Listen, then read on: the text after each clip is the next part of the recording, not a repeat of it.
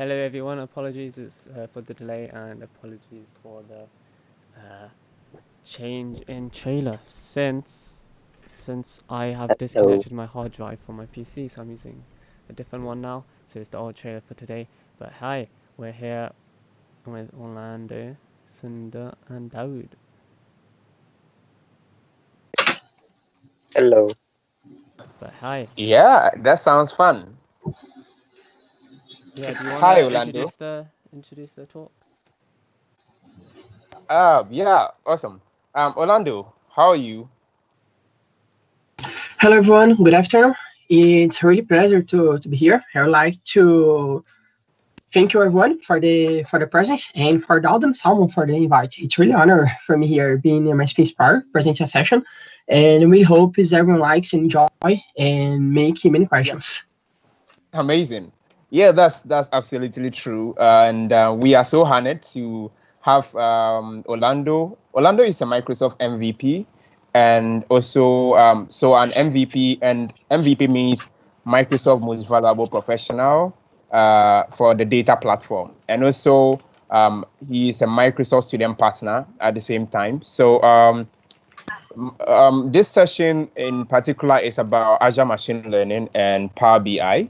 So much is said about these two topics today, about related to machine learning as a whole. While it is also essential to know the tools that make up the utility belt of professional in the area, in this lecture, Orlando we'll be discussing the potential of Azure Machine Learning integrated with R for the delivery of prediction models and how these results can be explored and visualization in Power BI, right?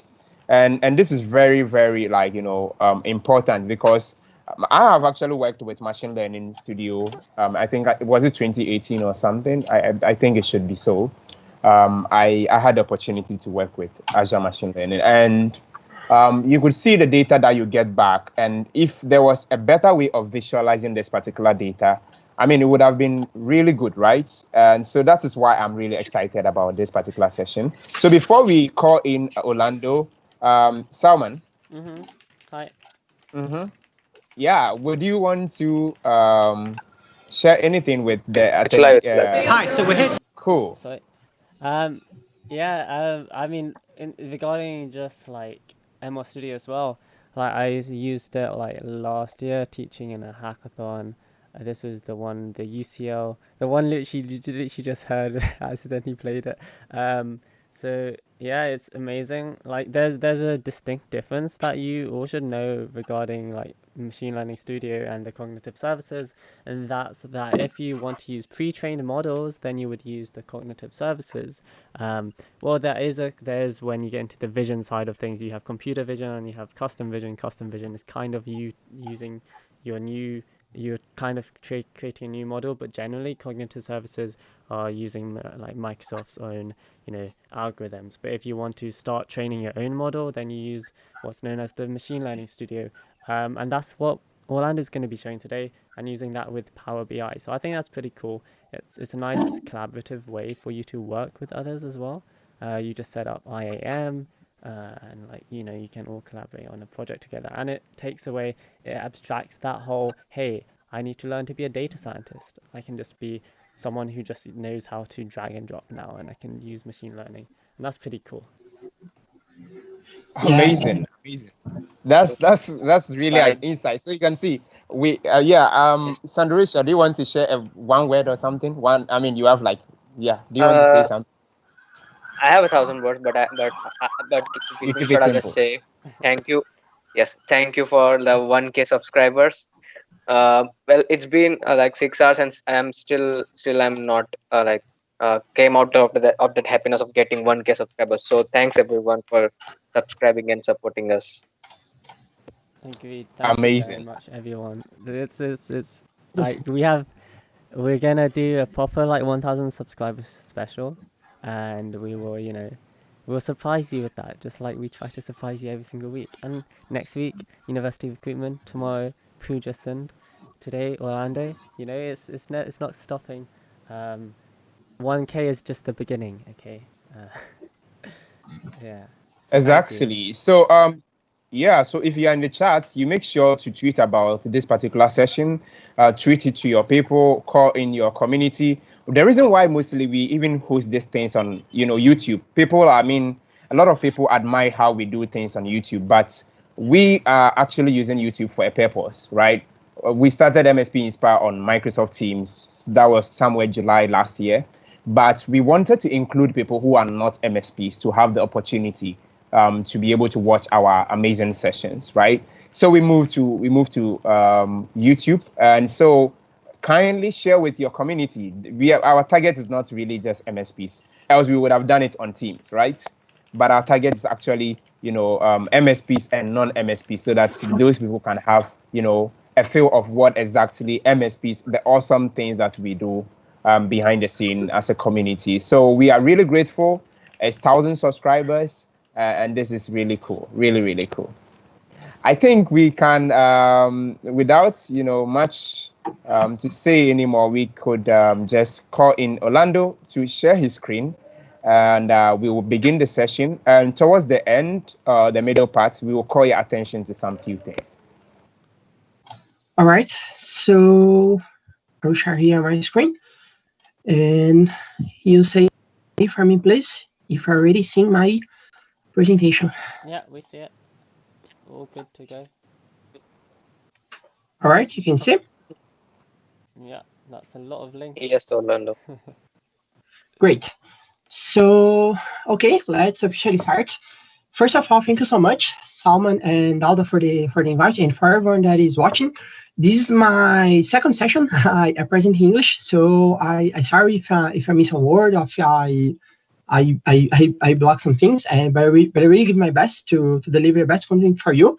And as everyone say, we agree. Before you just continue, and then thanks to Sunda. Actually, Sunda did your flyer for you. The beautiful flyer you see. Sunda Richard did it. The guy in this chat. Awesome. Sorry for cutting you out, though. And as everyone said in this session, talk about Azure Machine Learning, Power BI. The idea of this session is understanding how can work a process like, for the moment, we collect data and we apply machine learning model in this data, and how you can show this in a visualization tool using Power BI. All right. So this is a schedule for today. The idea here is to be a session where you see everything in the practice, okay? So the idea here is only to give some concepts and let everyone on the same page when you say about the machine learning area and the data area has a general, okay? So if you have some doubts, you can feel free to interact in the chat, and Dalton Salman will interrupt me and asking questions. So I will answer the questions during the session, okay? I would like to answer questions during the sessions, and if you want to donate to like to the file, all right? So, present myself a little. For that who doesn't know me, my name is Orlando. I am a MSP and Microsoft MVP from Brazil, and I continue working with projects using Microsoft's BI platform, so Power BI, SQL Server, and a little from machine learning too. And I'm graduating from 50 years of mechatronics engineering of a university called FIAP here in Brazil. And I'm going to MSP and really love Pokemon and soccer. And I manage a community here in Brazil called Nerd Zone, where we promote many events about many topics of technology and other topics related to Microsoft. And in the final of the session, I'll let my contents. If you wanted to enter contact with me, interaction, and talk a little about more this topic that I really love so much. So let's talk about what can be the future, and it's really curious when talk about what can be the future, because when talk about machine learning and mainly we call the project chief analysts, like, okay, I have historical data for weeks and for months, and with this historical data, I want to predict something that can be months or a year in the future, and how can work about this.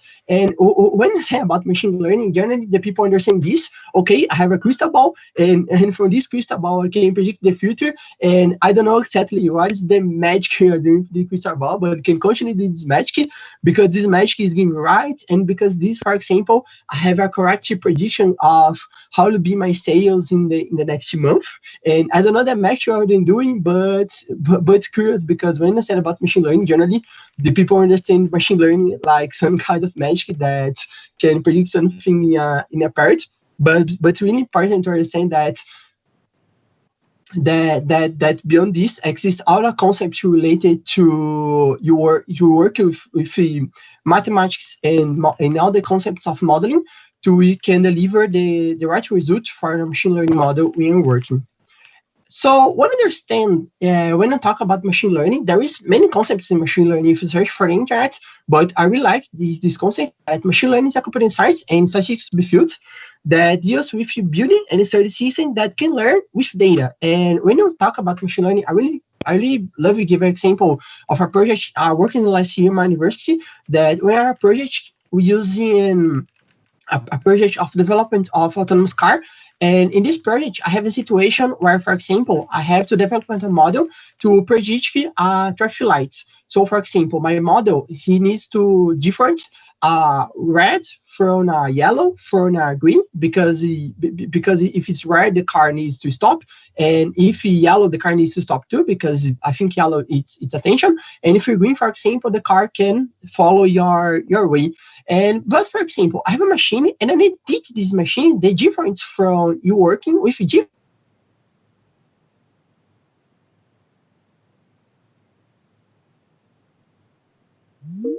red, of green, and of yellow.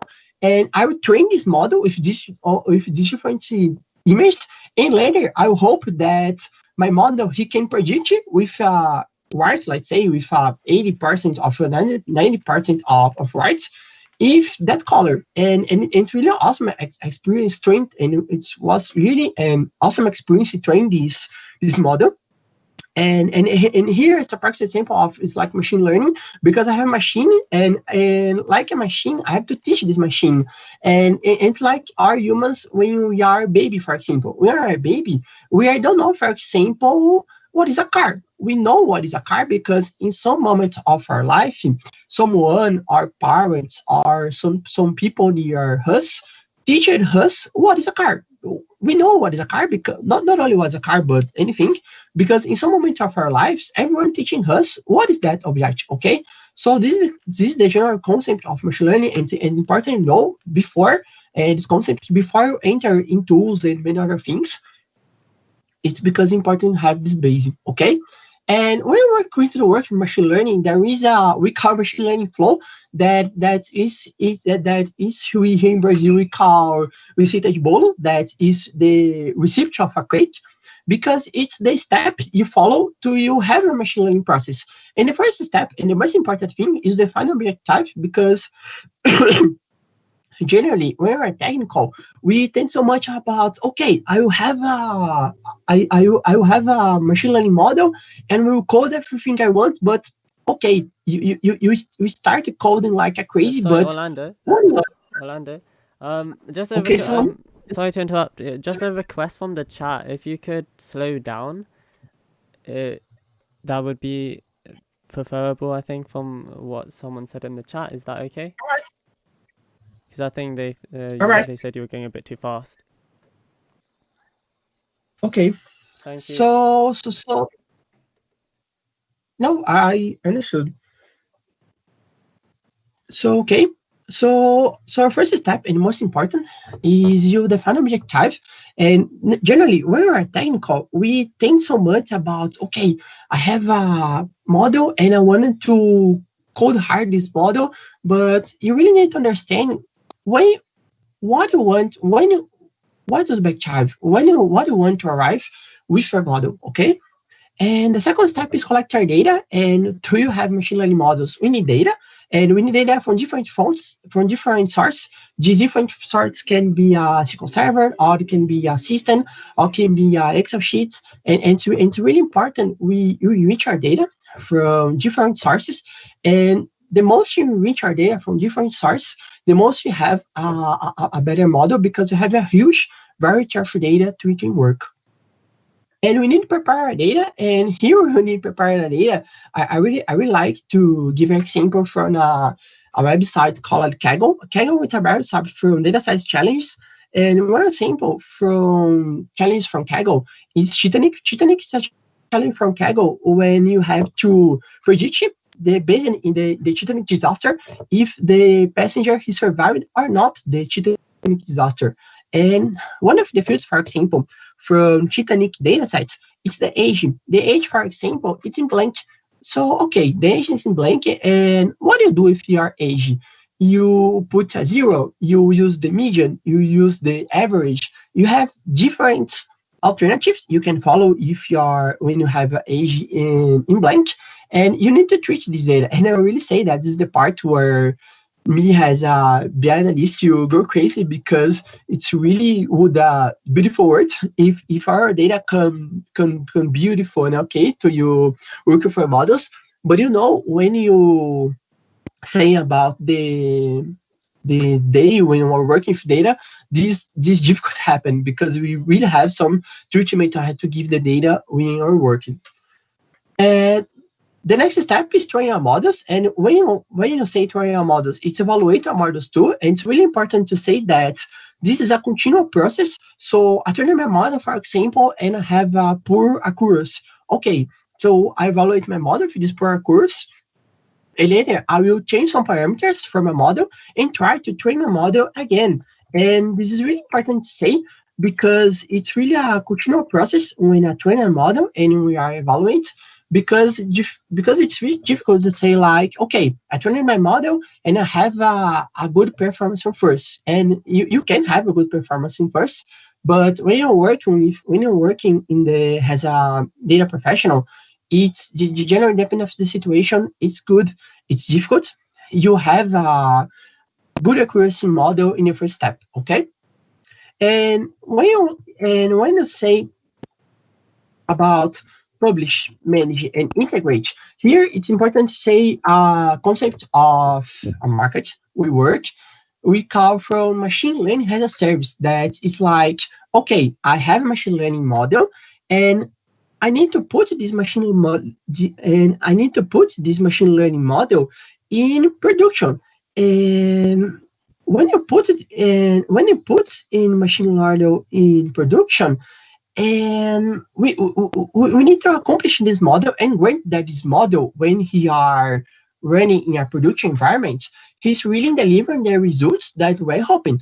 And because when you say that put a machine learning model as a service, it's like, okay, I have a machine learning model, and I will turn this machine learning model in a service, and this service can be consumed by something, and can be consumed by an app, by mobile app, can be consumed by a Power BI report, for example, can be consumed by our scripts that I show here in our demo.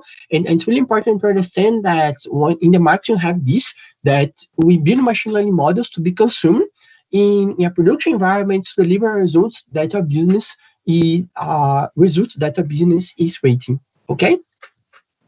And what Microsoft offers to us when you talk about machine learning, and you have Azure Machine Learning, and Azure Machine Learning is one of the service from Microsoft Azure, and the difference in machine learning, it's working with machine learning models from easy way. And when I say an easy way, you're working for the model of drag and dropping blocks, and you organize these blocks in your workspace. And when you say you organize these blocks in workspace is, for the moment, you collect your data and you train a model and you divide your model, and between train and test, you apply a script from this model until the moment you deploy this model as web service, okay?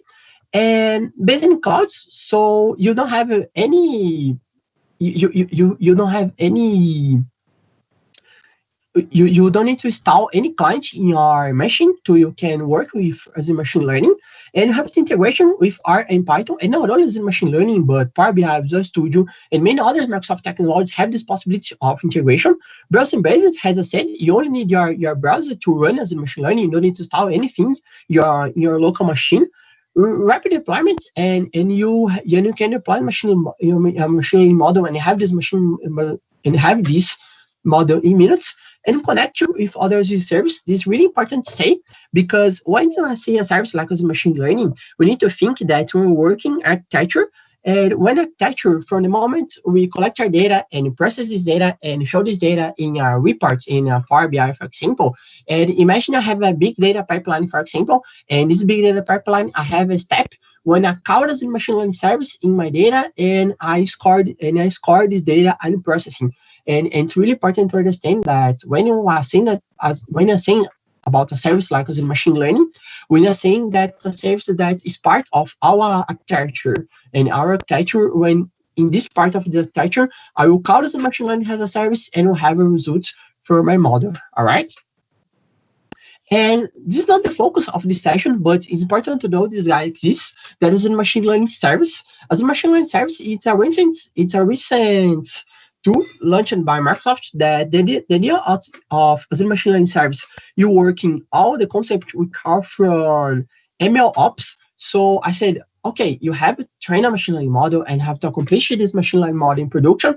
But imagine you have a situation when working in a data science in your work, when you have not only one machine learning model, but 50 machine learning model and like 100 machine learning model, and you need to monitor your model. You need to understand of this 50 machine learning model you have in your environment. For example, how many of these machine learning models are running? How many machine learning model had been canceled? For example, how many of these machine learning model has completed? And you can accomplish all the cycle of your models in a concept we call of ML ops. That is we call machine learning operations, like similar with we have the concept of DevOps, and we have with applications we have two with our machine learning models too.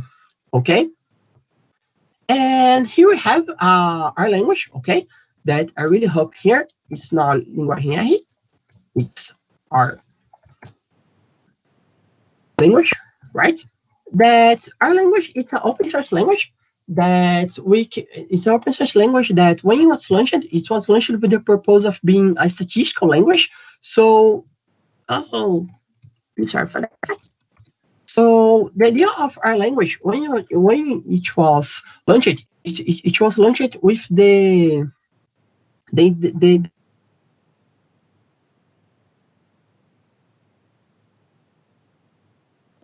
Have we lost? What's going on? My internet. It's all right, Sam? Yeah, I don't know. Yeah, there was a connection loss, I think, but I think we're back. No, yeah, I think it was audible. I don't know whether there was connection lost. For me, all right, but okay, Fox in the chat, just sorry for cutting out small. We will put in a link so that you can find all the sessions we have within this week for MSP Inspire session. Thank you so much. I think Salman, can he continue? Yeah. Okay. It only went off for like a second. It's all right, guys? Yeah. Okay. So, as I said, when R was a language that was launched, it was launched with many intention of you work with statistics. So imagine I have, for example, values, and from these values, I wanted to extract it, the mean, the median, the average, box plot that with in statistics we call from some tennis center measures. We can extract from these values, but with the time, there are language have evolved and has been one of the languages that we can work with prediction algorithms. And when we call from prediction algorithms, we call from some families of prediction algorithms. And linear regression, for example, that we can predict a value, and a value, for example, the consumption of the consumption of a car, for example. The classification, for example, that is the example I gave from Titanic. So classification, passenger, for example, survived or died. Survived or died, it's for like we say groups. So a passenger, or he belongs to the group from survived, or a passenger belongs to the group of that's from died. And clustering, for example, that here we call about not supervised model when you classificate our data, but we don't know exactly what the data have in common between them. We are discovering what exists in common from the data working. And the recommendation that's very common, and for example, I go to Amazon and I buy a book from Python, and the e-commerce, for example, recommend for me a book from R. It's because we like to recommend things that's similar when I'm buying, for example. And we can work with data visualization and graph generation. So R, like Power BI, we can work too with the generation of different types of graphs of correlation, for example. I have specific packages for that. Creation of variables, vectors, and matrices that are some of the objects we can work in R. And table manipulation too, a package that I really love, that's the Clear. That with the Clear package in R, we can manipulate data and let this data a little better. For example, not only with to work in machine learning models, but to some purpose I have to. All right. And we have to Power BI. That Power BI is with the tool of we call of Service of BI from Microsoft. So the layer Power BI, it's easily working with visualizations. Only drag and drop is some things too. So the data of Power BI is, for example, I have a data from different sources, and of this data from different sources, I can work with this data in an easily way in a graphs in graphics from different types. And when we talk about Power BI, we talk about some components from Power BI. That's the service. The service is the app from Power BI in Office 365. So when you have service, you with the service you can have an app in Power BI. When you access the app from Power BI in Office, and you can consume your dashboards. So the idea of the service is being much more whether end users who will consume the reports. We have desktop. The desktop is the client from Power BI. You can have download free from Microsoft website, and this is really awesome because we don't have something like, oh, I have a bar for a graph that's why I paint from blue and it's free, and for painting from pink, for example, I pay for that. No, you can download the Power BI app free from Microsoft site, from Microsoft website, and you can customize your graph, customize your graphic the way if you want. And this is really awesome because you can have a professional graph, and the license from Power BI, it's only if you wanted to share this graphic from other users. Okay. We have mobile too. The mobile, it's the Power BI app that today it's for Android and Apple. So within the mobile app, imagine you have a report, for example, and from these reports, you really want to take key concepts of this report and put in a mobile, and then embedded that other form you consume Power BI reports. When you have a system, for example, and you wanted to integrate your Power BI report in this system, and the system can be an SAP or ERP, for example, as an internal system of our company that you wanted to other users see your Power BI report in that system, and it's really awesome too. And here a little example. So I have Power BI desktop, and I publish this to a Power BI service. And later I have Power BI mobile. So this is the different forms I have to visualization my data and interact with my data. And when I say from Power BI desktop to Power BI service, it's we enter much more in the question of governance. And when I Power BI service, I start to think sorry, in sharing this report with different departments. Okay. And here's a reference. So this reference, I will, in the front of the presentation, I have a link so you can see. And this reference are in Portuguese, but are really awesome too if you wanted to check. And thank you so much. Here's my contacts for that who wanna add me, and here's my link tree. So I have all my social networks. Feel free to add me and send me questions, and you can talk about. And here the link of the presentation for who wanted to download too, both the link and the QR code for who be more easier to scanner. And thank you so much. And now we go for our demo, and this gave really translate my feelings about demo. So let's pray for it go everything right. And this is the part of presentation. And I would like to know if the part of presentation is okay. If someone have some doubts. Right?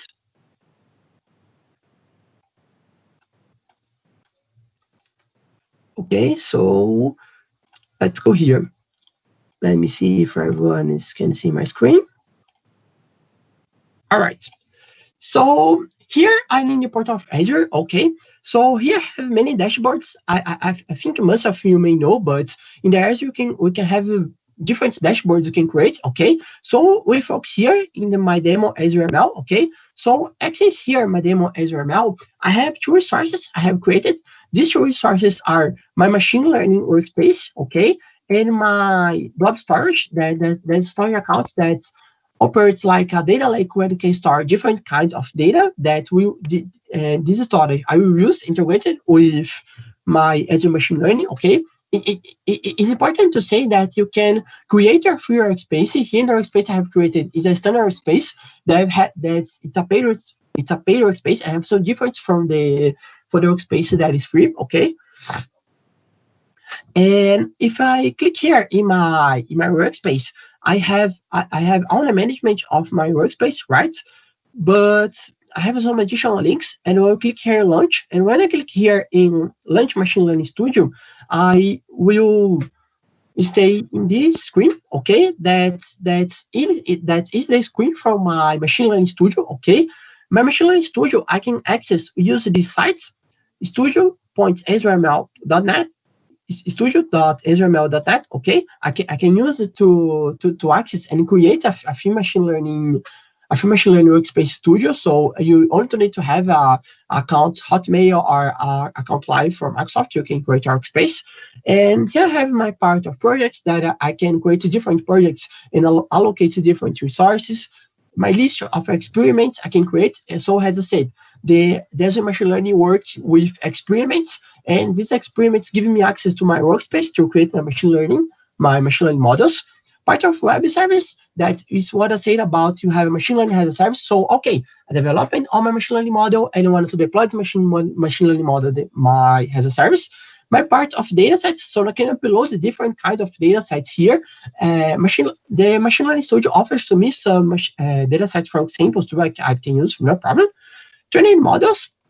And here, training models, I have like, okay, I have a machine learning, I have done the deploy of machine learning model, and I want to now to save this machine learning model as a training model for I can use later with other experiments. And here, part of settings, okay? Can I just sorry, Orlando, can I just add that this is the classic version of the Machine Learning Studio.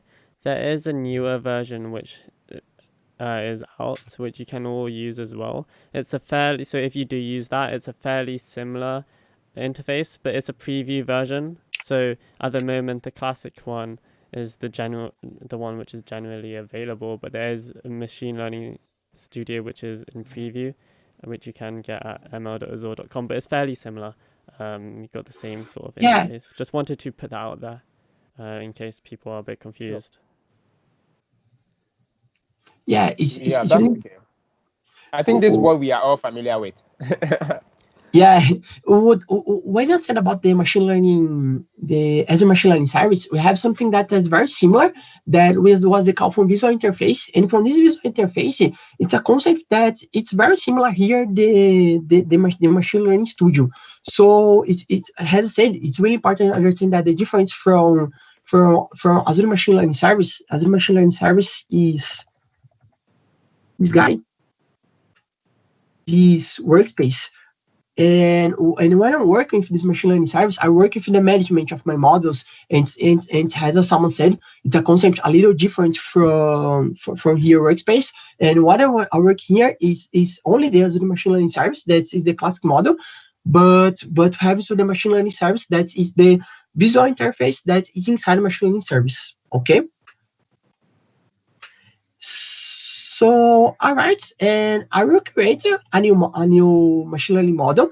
It's important to say that I have many samples here, samples not only from Microsoft, but samples that other people can upload here too. It's important to say for the samples that if you use these examples, many examples that are from other people, you don't trust 100% in these examples, because it's really important to have some sense like, okay, I have this model that is from another person, but I really need to see this model and understand this model because other person did this model, and I can have something wrong this model, not only wrong, but something this model that don't fit exactly with what I want or with the necessities of the business are working. Okay, so I have here binary classifications, I have classifications of customer relationship, for example. I have here 3D sentiment analysis that it's a really classical examples. So I have many examples here. I can exploit it and see. But here we create a blank experiment. Okay. So by default, he gives his name, experiment created on 6th of June. That it's the date we are doing this demo. Okay. So I will rename this for demo consume. Okay. Demo consume car. All right. Because here we're working with a data set from cars. Okay. And here I have my workspace, as I said, and prepare here my workspace. I'm free to drag and drop my models. All right. And here I have all the different blocks I can work in my machine learning workspace. Meaning, if I go here in machine learning initialize model, you can prepare here that I have exactly different models I can work in, exactly the same family models I said about in the presentation. So anomaly detection, classification, clustering, and regression, these different kind of models I can work. All right. And first step of all, seeing here our process. It's the final objective, so it's working with a data set of cars. Okay, so we will collect our data, and what will be our data? I can upload my data here in my part of data set from a local file, and I can choose a local file I can upload, but I already did that, and I have here from my data sets a car data set, all right, that I will upload here. And if I give here a right click my button data set, I want to visualize the data I continue working. So I have a data here. It's a sample data from R called Emita Cars, and Emita Cars is the sample data from we have inside our studio. In our studio, we have some sample data we can work in, and Emita Cars is one of them. And here Emita Cars, I have different information about my cars. Okay, so here I have column 0, that's the name of my car, the consumption of my car, and I have, for example, WT, that it's the weight of my car too, and many properties of our cars. Okay, so what will be our objective here? Objective here, it will be predict this column. That this column we call miles per gallon. Okay, so this is the consumption of miles per gallon from our car. Okay, and you wanna base it from all these resources in blue. And based off these resources in blue, I want to predict my miles per gallon. Okay, miles per gallon, it's my target variable. I want to predict it here in my model. All right. Okay, so the next step is you need to treat the data, let this data a little better. And here, as I can say, I don't know if you're with me, but this name is not very cool for it, like MPG, SEAL, GSP, HP. So it's not very cool, these names, and I want to rename the headers of my data. So this will be my first steps. I use a model called Azure Metadata for that, and I will drag here my this metadata model and establish here. Okay, if we repair when I establish a connection between my box here, I have a green. Okay, this green indicated I can make this connection. Okay, the machine learning shows to me the connection I can do or not inside my workspace. All right, and I will connect here. Okay, and if I go here, my just metadata, I have some options here, and I'll launch color selector, and I'll launch a color selector and select the columns I want to change. Okay, here in my case, I want to change all my columns because I want to rename other readers for my data sets. And here I have some options I can work in. And in this option, I can change the type of my column. I can make this column categorical or not. So imagine a situation, for example, I have 1 and 0, and I wanted to make my model understand that 1 and 0, it's a group and not a number. In this case, I use this option, categorical, to save my model. I want you to understand that 0 and 1 are groups and not are factors, you call it modeling, are groups and not only numbers. Okay, and I have fields here too, and the option used here that is new column names, and I already have this here easy. Okay, so I have a text file, and in this text file I have all the new names, I wanted to rename the headers for my data set, okay?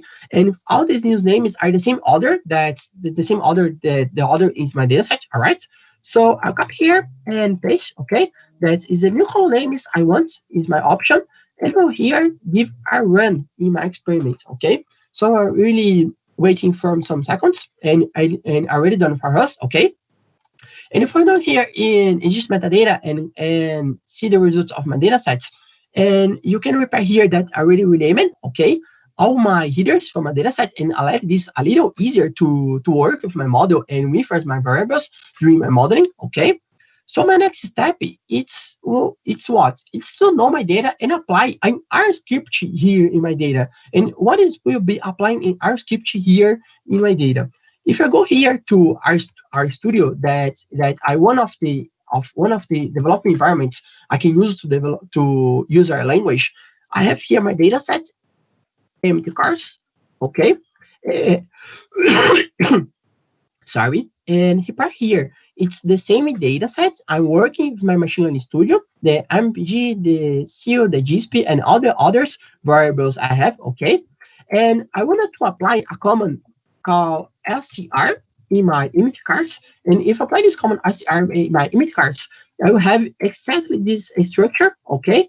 So I have the structure of my data and want to apply this command inside my Azure machine learning. So for apply this command inside my Azure machine learning, I use a model called R script, execute R script.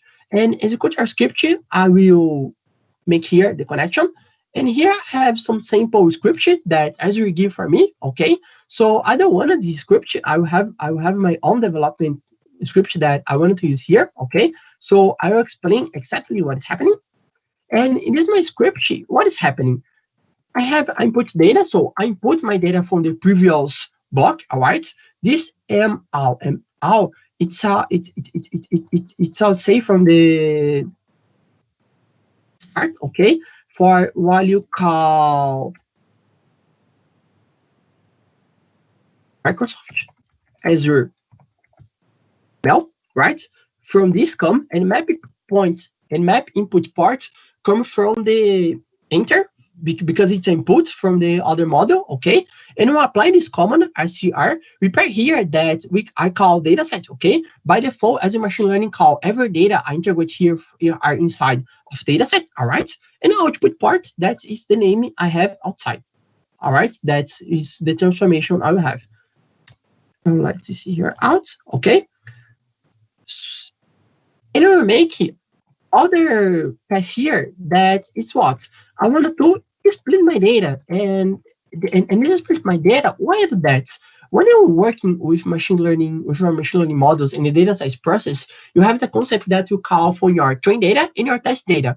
Imagine the train data like, okay, model, you need to learn from your train data, and I will give this your train data to you learn, and you have a process of learning have a process of learning with this data, and you have your test data. That your test data, it's what? Okay, you are already learning for trade data, and I wanted to take your test data and you to try to figure out the results of our test data. And when you figure out the results of our test data, I can measure if my machine learning, if the accuracy of my machine learning is good or not. Okay.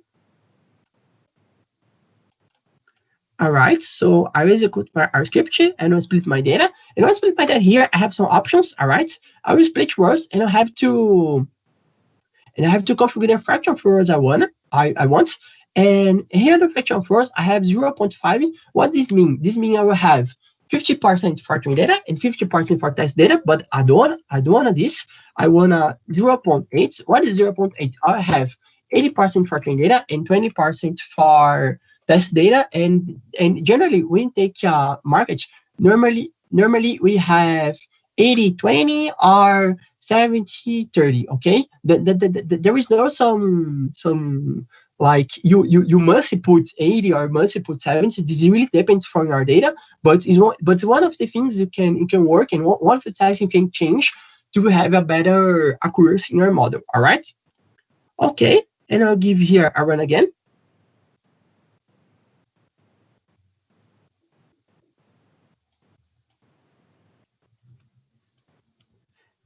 And please, guys, if you have some doubts, you can feel free to post in chat. All right. Yeah, if you have any questions, put them in the chat, everyone. Okay, so I already have executed here my script, all right? And if I go here to execute our script and go here in our device, I have the result of my our data set. And if we prepare here my output, it's exactly the same output I have shown in our studio. So I have 32 observations for 12 variables, and he will give me here the name of my variable and the type of my variable I can work. Consumption, for example, that's a number, that's it's a variable you wanted to predict here, and the same for all the other variables, and all here the types of the variables I currently work, right? And okay, and I will give others in here, and I already split my data, and I will have to continue work my process. Okay, so I will have drag some other blocks here, okay, and explain what will happen. Here I can search for my blocks I want, okay, for the blocks I want, okay, or I can refer here in my groups, all right.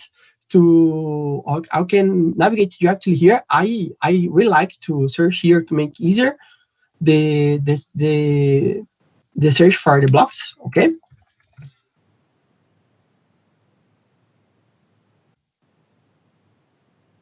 Now,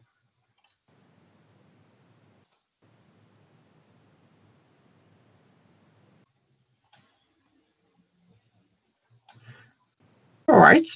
So I have been driving some other models here. It's what I will do now. I need to train I need to train with my train data and later test with my test data. Okay.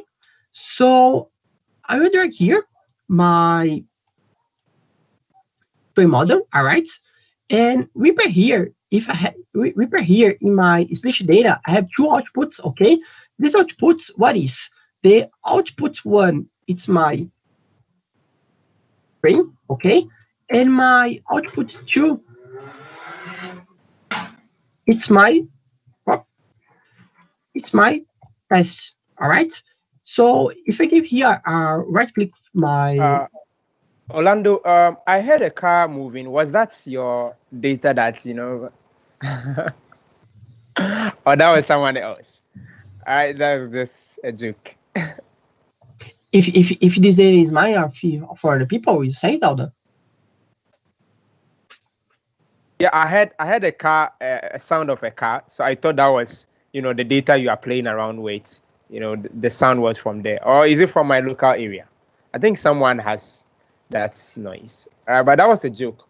Just go ahead. We are enjoying it. No I problem. Yeah, we are enjoying the session. It looks just like Machine Learning Studio and then Power BI have so much in common, like data cleaning and all that. It's really cool. Here I worked with this process in my machine learning studio, renaming my headers, but I could do this using Power BI too, because Power BI have a Power Query that in Power Query using Power BI I can work with the same process, but I can just do this here inside using Azure Machine Learning to run it. That's really amazing. Exactly. Agreed. So yeah, so here I have my training data, right? And for my training data, if we pair here, I have 26 rows. Okay, these 26 rows correspond to 80% from my 32 rows. That's the total data I have. And if I go to my test data and make the same process, you repair here that have 6 rows. So if you take the 28 rows more than 6 rows, I have the 32 rows. That is the total of my data, and I have my 6 rows here. That's my row from test. Okay. So all right, and I have a model here from linear regression. Okay. In the if you go here in the part of machine learning, and you see here in the part of regression, you see here you have a bunch of different machine learning models you can continue work, and you have some sightings you can do depending of the model. I use here the linear regression because the linear regression it's like the hello world from us in machine learning. Okay. And I will connect here my model from linear regression in my train model, right? And I'll take here my evaluate model and my score model. I put here. All right. So I'll take here my train model and connect it with my train, okay, because I wanted to train my model. And I will take here my score and put here on my score, all right, because I want to score my model. And later from score my model, I wanted to, or not. And later from train my model, from score my model, I wanted to use here this score model, right? No.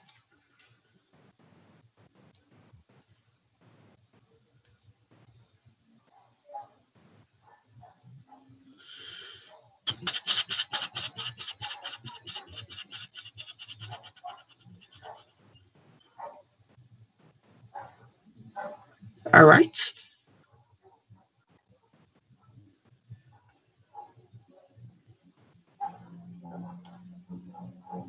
No. Let me check. His. Let me see. Edit metadata, split data. You need to evaluate. You put your, when you split it, put split into evaluate the other half, and half of it needs to go into your training. Yeah. I think that's the natural thing. I already have a really sample here, and I think I'll try to check here to see what happened. So here. All right.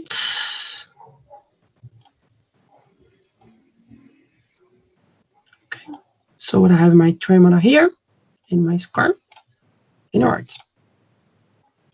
This is insane. Yeah, I really sometimes really me got confused about, but only to understand here I'm my train, right? That is going to my train model together with my model because I need to train the algorithm with some model. And here I my test, okay, that I use to score model. My score model, it's when we create a new column called score labels. The score labels understand like the prediction of my model, all right?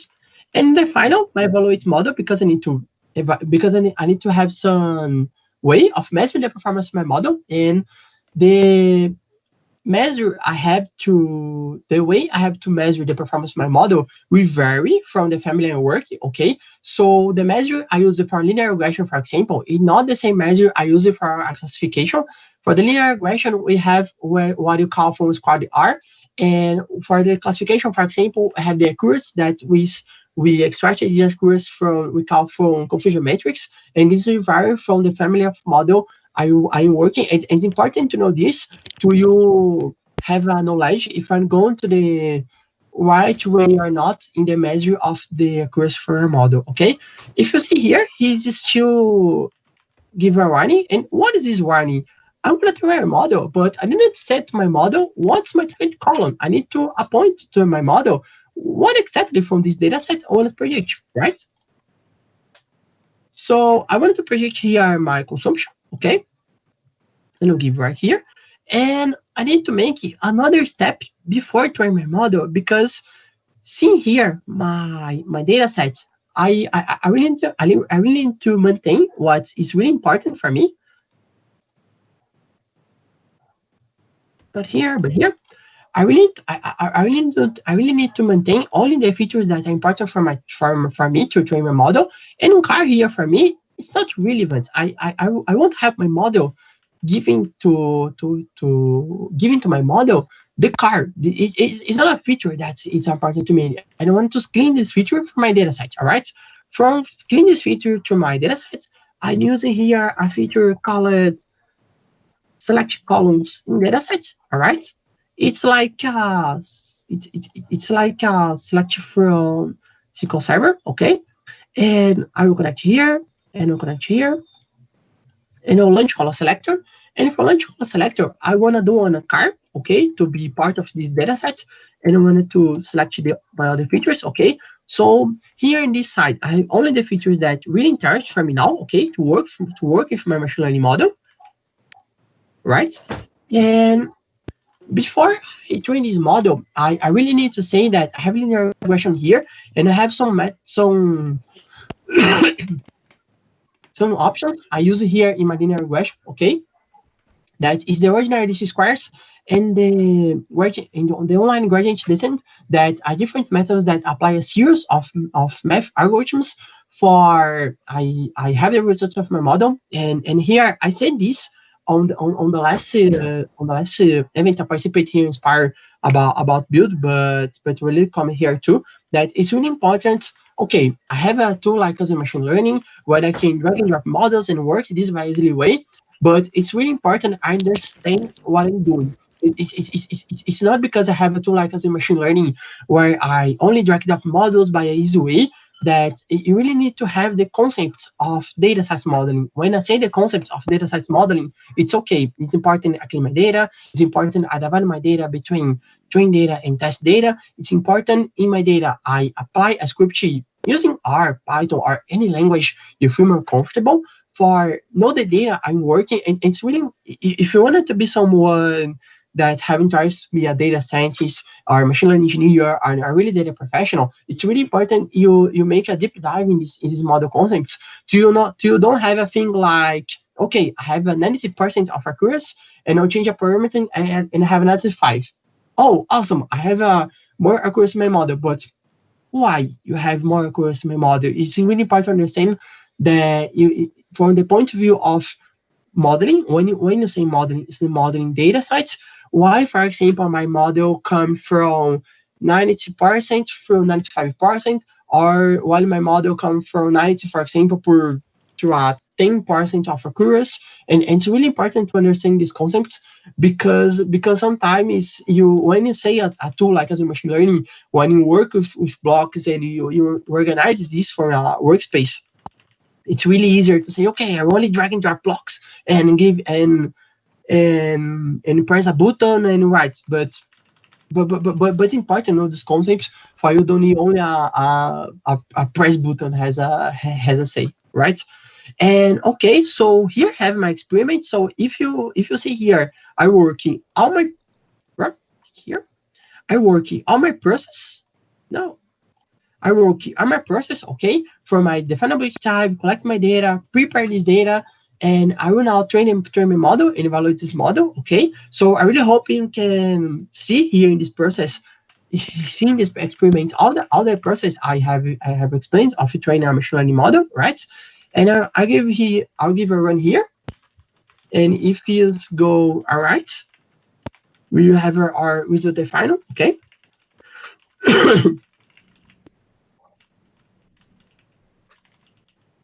Sorry. And it's really important to say here that sorry, that depending of the configuration I do in my model, I can have more or less time. That's the time in my model running. This happens so much in the algorithm call from decision tree. If a decision tree, for example, I configure many trees in my model tends to leave more time to train. And this time of training really depends on how I configure my model and so the volume of data. Here we have a daily row, so for demo, and it's kind of fast. But it's really important to know that this really depends on the farm that I configure my model, the time of training.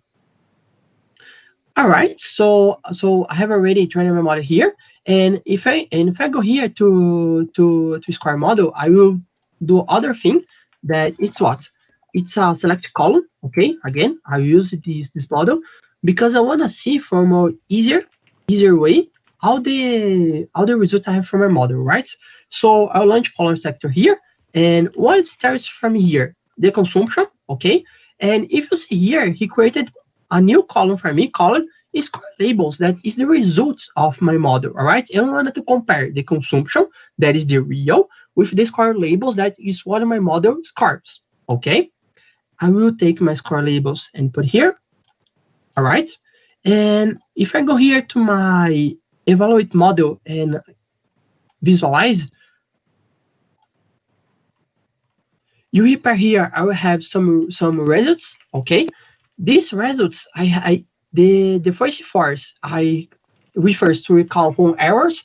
Understanding errors, for example, the corrective value is 20 and my model give 18, for example. So I have an error of 2 because it's the difference from the real from what my model predicts, okay? And when I make some calculations of this distance, I arrive in these values, okay? That it will call absolute error, square error, and for these values, the ideal when you are measuring that it's be the less possible, okay? If I have if I have this value very high, it's the prices I will have something like I will and I will have I will have this point here, okay, and understand. No, I will get better. I'll do better. And I have this point here, and I have this blue point, for example, and I have a distance between these points, okay? The distance between these points is what you call from our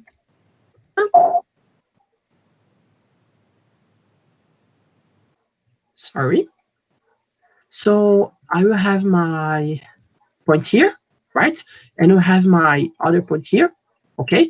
So these green points, it's here what you call from error. That is the distance from the white point. That this is the point from the test data from the point of my model, okay? So if I have a big distance, it means that my model is not scoring well because the distance is very big between the real and the result my model delivered, okay? Hope it is possible understand if this is explanation, and if it's not, please you can send in chat that I can try to explain better right? So okay, and in the final, what's entirely here for us is this last results that are coefficient for determination that's 0.60. That what does mean 0.60? The coefficient of determination, it's a number between 0 and 1. When the nearest between this number is from 1, the better is my model, right? So I say here my model is with 60% of accuracy, okay? It can be better, but it's really on for only to understand and have a parameter in the case of linear regression, how well my model is scoring, right? Okay, and I will use here select columns in data sets. And what is really amazing in machine learning, and I can run on a selected block, okay? And I will execute the selected block to compare for our test data, or for our test data that 6 register. Oh, here run everything, okay. So the test data that we have, we can compare the results, okay? If I visualize my results here, you can compare, I have the consumption, that this is the real, okay? I have 6 for years because this is the test data. This is the data I give to my model prediction, right? And I have consumption here from 21 and 21.33. So I think it's quite near the result here. 30.4, 26.8. So you can see here that it's near the results, okay? If you see the real from the what my model give, okay? So I can send my model is scoring well with this data, all right? So I can trust that if I give a new data to my model to score, I can trust that this model will fits well to what is my business necessity, let's say, all right? And then I have a hierarchy. I will have a arrow distance here, okay? To measure of how far is the consumption, that's the right, for my score labels, that's what is my model give to me, okay? Right, and what I can do here too, it's compare different models. And I don't know if you saw, but in the evaluate model, I have other inputs I can work, okay? And this input I can work, what I can do, I can copy here, okay? And copying here, I will give a little distance here.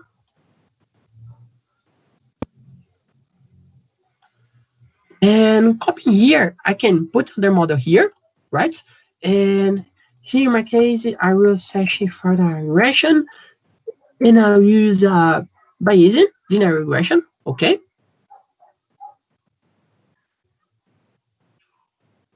And from this Bayesian linear regression, I will select here.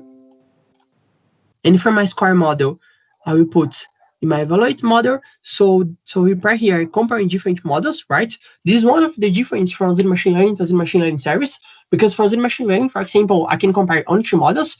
And when I'm working for machine learning service, I can say, okay, you can compare 50 models for me and not only two, for example. This is one of the difference of using this kind of service.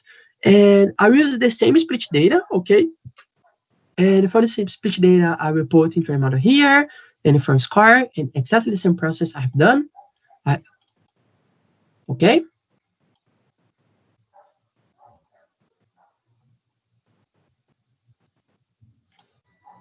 I will copy this block here and make exactly the same process. All right. And here you can compare. I have comparative models. So imagine a situation where, okay, I have this model with 60% of accuracy, but I want to compare this model with other, okay? So here I have something like a call.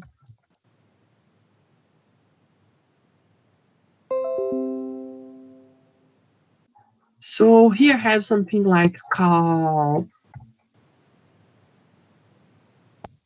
model A, right? And here I have what I call a model B. Okay, so I compare different models, all right? Because this evaluate model have two inputs, and I will run this.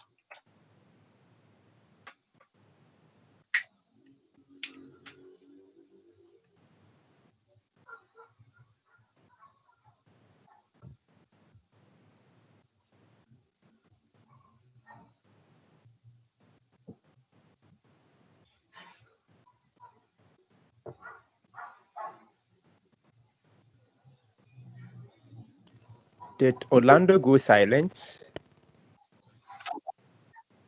Okay.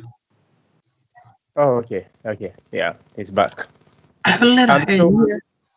yeah, so if you just join us in the chat, we are talking about Azure Machine Learning, Power BI. We even explored R. So it's really cool. And we are just about 15 minutes away to end the session. And we'll be visualizing the data that is being generated in Power BI as well. Okay. Over to you. Orlando, go All right. ahead. No problem. So, all right, I can have my evaluate model here, okay? So if I go to my evaluate model here and visualize, I can compare the results. So if I compare the results of my coefficients, I have the model A, the model with 60% of accuracy. And my other model, we have 76% of accuracy. So I can suppose that this model I better, okay? So what I could do here, I could do here, I could delete this model, okay, and try the model and compare different models until I have a model with a better accuracy, all right? So, okay, I will save this and show my other model, for example, and where the Power BI join this fun. And I will have other model here, similar what I have done, right? But I have included some transformations here. And what exactly these transformations? I used R script. So with this R script, I make some transformations. All right. So these transformations, here's the same concept. So I use the package deployer with the input part. Okay. So my enter data. I rename it my column to score. Okay, that's that column from score labels. I formats the score and the consumption to a numeric number. Okay, and I put these two halves later the comma, and I calculate too my error. And my error here, I use the package deployer. So my error is the consumption minus my score. Okay, I created a new feature in this my column. So this feature in my column, it's automatic. This is the transmission, okay? So if the transmission is 0, it's the car, it's automatic. If not, it's manual, all right? And Okay, and I use here other model called export data. The export data will do what for us? He will export this to a blob storage. Okay, so I patch my credentials from my blob storage here, and the path I wanted to this blob storage was recorded. And if I go here in my storage explorer and access here my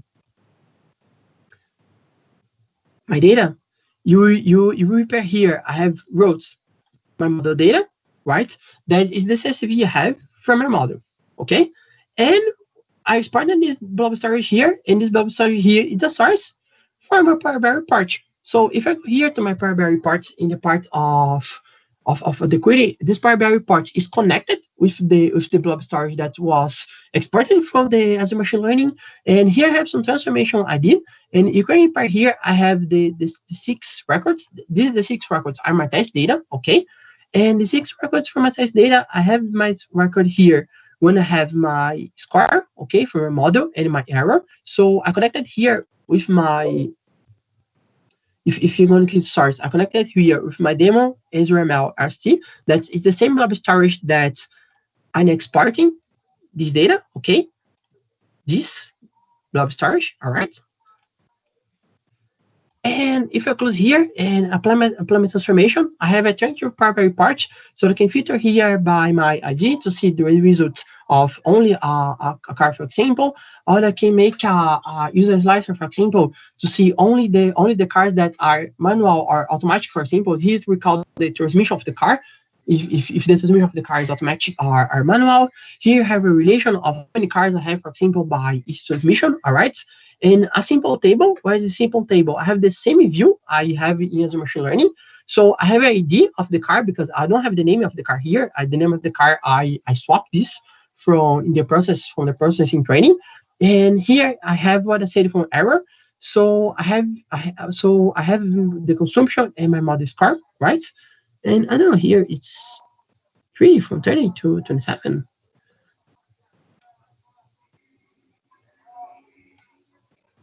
It's not showing these results. Okay, so let's try make my model score. Where's my consumption? Okay, so here I only did the X measure, all right? And okay, now it's right. Okay, so I have my results. So the consumption, that's the real for my test data, and my model score, that's what my model score he positioned. All right, I have a graph here too of all my of all that 6 rows. Okay, here my graphic. I have integration with R in Power BI. So I have a plot of consumption and the weights of the car, okay, using my data set. And here I pass some parameters like the main, that's the title of my graph, okay. So I have a correlation here and the name of my labels, okay. And you can repair here too if filter, for example, by my slicer, this graph will interact too with my slicer, all right. And one last thing I would like to show, it's the capacity of a deployed model like a web service. So here I have here, if I go to the part of web service, I have my web service deployed in my model, okay? So I have some parameters I can have from this model. And if I use it here, I script, let's suppose I have a new car joining these registers, okay? So here my studio. Let's close here. All right.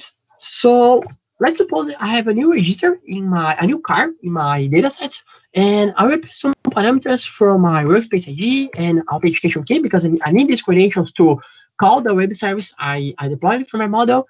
My service name, that's the name of the web service I deployed from my model in Azure Machine Learning. I need to use a package called Azure ML. That's a package for R that is used for I can consume my machine learning model use R, okay. And here I have my workspace. All right, I will pass my credentials. I use it here, okay. Let's seconds. All right, so I have my environment here. That's my credentials, and I have here all the properties of my new car, okay? If you see here, I don't have consumption, and now because consumption is what I wanted to predict, and I don't have the name of the car because this is a new car. I don't know the result of these cars. I pass some new properties. I can change these properties, and I will pass here my data set, okay? I don't need this line. And I will use my consum, okay? This consum will make what? This consum will call my web service I deploy from my machine learning model, and here was call my consumption, okay? Here, he's consume this web service. What is this web service? If I go here in my part of experiment and go here, projective experiments, I will have here my web service, okay? The input from my web service and my output, okay? I have a wizard when I can do this with a simple data. And okay, and if I go to my DS, I have here my score labels with 22.58 has the consumption of my new car, okay? And I will try, for example, here I change some property, like I don't want to, for example, let's see, my weight from 2, I want to change this to 10. And I have my mile for 30, for example, okay? So I have other car with other properties, okay? So I have this new car, and I want to predict the consumption of this new car with these new properties. I don't, this my model don't know, okay? And I will consume here again. And when I consume here again, you can repair here, we have this result of 22.58, okay, for consumption. And if I come here again, I will have another score label because I have a new car with a different properties that I call my web service for my machine learning model, okay? So this is in the practice what you call as machine learning as a service, because I developed my model and I deployed this model as web service. This web service is a REST API that you can, like a developer, for example, make an application that have a button and you put the data for a car, and you press a button that you call for web service and show in the screen, for example, the consumption of the car. And you have this possibility, for example, here I'll show you far because I'm not a developer and I don't know developing apps. So I use it here. What's more easier for me because I'm at home, let's say. So I think this is the last one I wanted to host, okay? And is that you've done so much. You've done so much. Just before you go ahead, I just want to prompt you that Anthony Dias is in the chat, and then he's so much happy to see all the sessions you are giving. Would you say hi to Anthony? And also, if you just joined us, we just explored so much. I don't know. I think Orlando, we should have you back for R. R specific. I hope you would like to do R with us.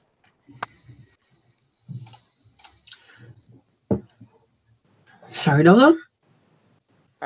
He's asking if you want to do R, just teaching R itself, the language.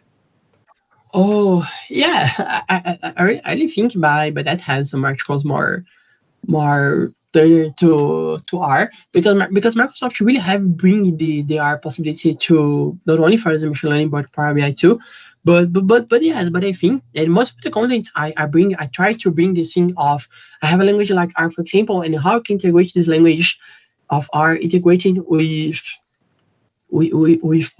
Power BI, with user machine learning, and with Visual Studio. But yeah, I really think I have more content related to that.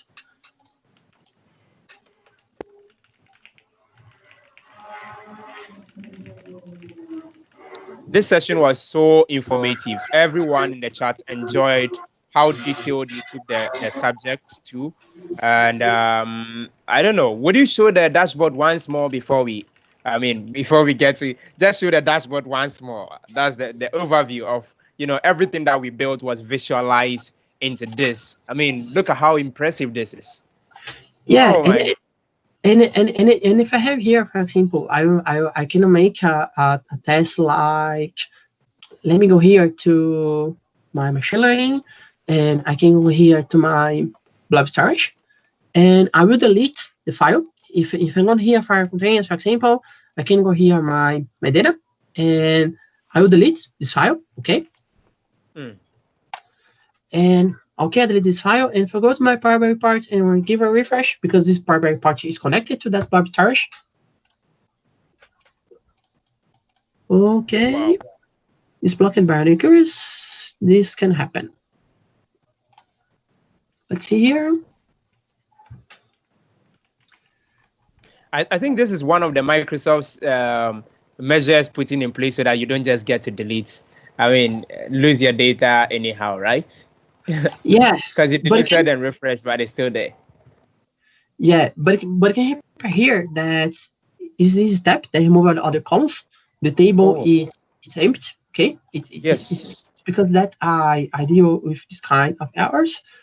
The steps are being recorded.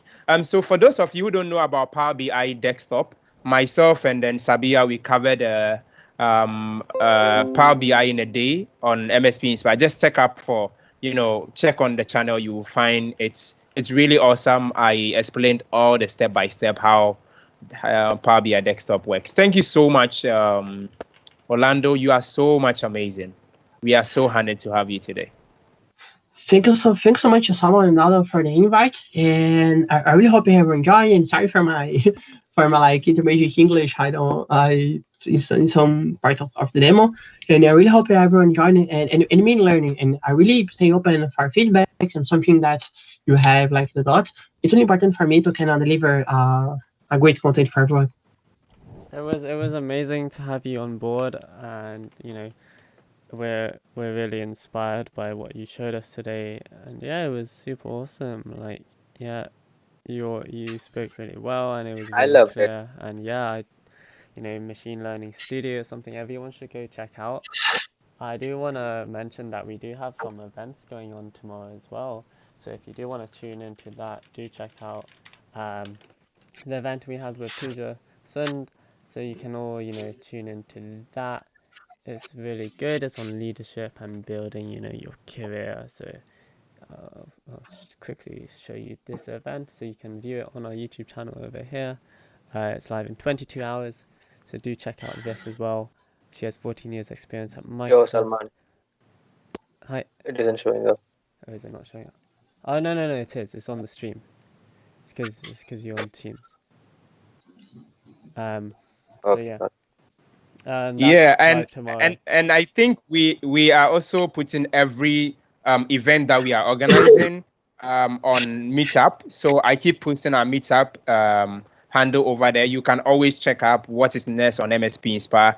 We have the university recruitment team. We have Samia Khalid, a Microsoft employee, coming up tomorrow. We have another session, and then we have Inspire Workshop, MSP Inspire Workshop, one of the biggest things that would be happening to MSP Inspire itself in 1 year to come. We are going to produce over 100 contents. I'm very optimistic about, the result that we will be achieving on that. So it's really awesome to be here. Salman, would you want to thank them for 1K again? Oh, yeah, sure. I will thank you all again for 1K, as David has made me do. Yeah, I think he wants me to put the actual poster. So here, thank you everyone. And we have don't forget. Yeah, so we have the workshops as well coming up on. So okay, first of all, Tuesday we have the Gold Microsoft Student Partner next episode, which will be with Salvav Chowdhury. So that's going to be on Tuesday, and then Wednesday we're going to have a live, well, not a live, or our workshops. So here's our workshop. Live trivia workshop. Basically. It's playing.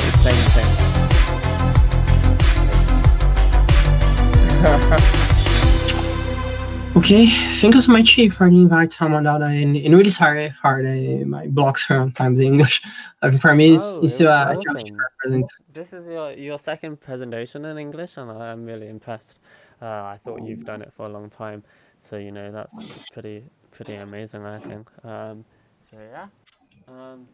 Yeah, that was pretty amazing, honestly. I know the language is something else, but trust me, you delivered. You actually spoke to our understanding and then the demo and everything just matches it so fast. And I like when they said, you were going fast, you try to slow down, and that's really amazing. You're an amazing speaker. That's what it means. I still have this power of talking very fast in both languages. The main feedback I receive in our presentations, like I'll talk very fast, and it really makes sense. I try to slow down a few, but for me it's been a challenge, and it's a thing that I wanted to do more, because many events now we're a situation of COVID-19 right now, and most of the events are online. And I seen some events that I open in cover papers for online in English, and it's a really barrier I wanted to win, because even for me it's not easy. Yeah, it's well understood. Honestly, it's well understood. All right, so thank you so much. Salman, maybe you can just go by the So session. We closed. you play the trailer? Is that? Yeah. Yeah. Okay. I will do that. Do check out and do subscribe. We're almost at 2,000 subscribers, so Whoa, it's- we're almost. um, so yeah, no, And don't forget to see it tomorrow. let us know what you want to see next, and do tune in tomorrow, same time. Okay, we want all of you to tune in, spread it with your friends and family, post it on LinkedIn as well. Yeah, 14 years of Yeah, experience. and She'll be teaching us yeah, leadership. That's what you do as MSPs. amazing. You're a leader. Yeah, So, yeah. So by listening to someone else, you become better. That's it. absolutely. It's Yeah. about Yeah, please post about this session, post about Orlando's session, tag Orlando. We'll put Orlando's handle in the chats. Please make sure to tag Orlando, all right? And yeah, I mean, it creates more awareness so that when the session is done, people out there can still click on that link and watch this particular episode. It's amazing. These are fantastic things. I wish someone taught me this very long time ago, right? I mean, combining these two tools that we already know and how to visualize the data that we generate from our machine learning studio. It's just amazing. It's just amazing. Thank you so much, Orlando. You are a great speaker. Thank you so much, Zelda and Salman, again for the invite, and I really hoping be here again, not only me but many others MSP, and give the opportunity for everyone to present something amazing, and I really enjoying to be here, and for me it's such an awesome opportunity. And again, I'm really honored to be invited by two MSPs that are doing really awesome work, like you and Salman. and Sunda. So thank you so much. Thank you so much, Orlando. It's incredible to be able to actually connect with you, and it's the same with everyone in this community. I'm really really grateful to be able to connect with all of you. So yeah, it's amazing because we spoke with you on the whole build refresh thing as well. So yeah, super excited. Yeah, thank you so much. I think we're gonna end it here and we'll play the trailer. So don't forget to tune in tomorrow, and yeah, tweet at Orlando and all of us. Let us know what you thought of today. Okay? Comprende? Bye bye. Bye bye.